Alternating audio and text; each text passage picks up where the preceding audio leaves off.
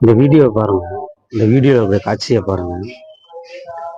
இஸ்ரேலுடைய அராஜகத்தால, அட்டூழியத்தால, அநியாயத்தால, அக்கிரமத்தால அப்பாவி பாலஸ்தீன மக்கள் கொல்லப்பட்ட அந்த மக்கள், ஷஹீதாக்கப்பட்ட மக்கள் அடக்கப்பட்டிருக்க இடத்துக்கு இந்த ரமலான்ல ஜியாரத் செய்வதற்காக அவரோட சொந்தக்காரங்க உறவினர்லாம் போயிருக்காங்க.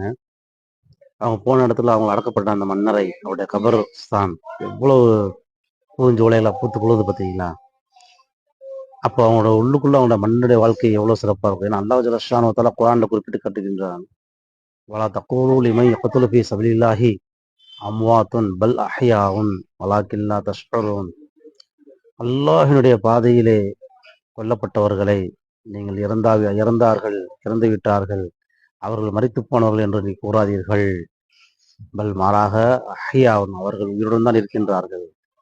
வலாக்கின் லா தஷ்உரூன், எனினும் நீங்கள் உணர்ந்து கொள்ள மாட்டீர்கள். இன்னொரு வசனத்தில் வருகின்ற பொழுது, இறந்து போனவர்களை அப்படி கூறாதே சொல்லிட்டு அவர்கள் உள்ளுக்குள் அவர்களுக்கு அல்லாஹ் ரிஸ்க் கொடுக்கின்றான் என்பதாக வருகின்றது.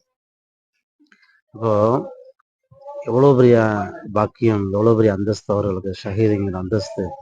இந்த உலகத்துல அவங்க எதிர்பாராத நேரத்துல, அவர்கள் கற்பனையிலையும் யோசிக்காத ஒரு நேரத்துல திடீர்னு ஒரு செகண்ட்ல அவருடைய உயிர், அவ்வளவு வேதனை, அவ்வளவு வலியுடன் அந்த மரண வேதனை அவர்கள் சுவைத்து எப்படி இருப்பாங்க. ஆனால் அவர்கள் அல்லாஹ் என்றென்றும் மறுமையில் நிரந்தர சொர்க்கவாசிகளாக, கபரிலும் அவர்களுக்கு சொர்க்க பூஞ்சோலையிலாக அல்லாஹ் ஆக்கியிருக்கான் என்கின்ற பொழுது எவ்வளவு பெரிய பாக்கியம்.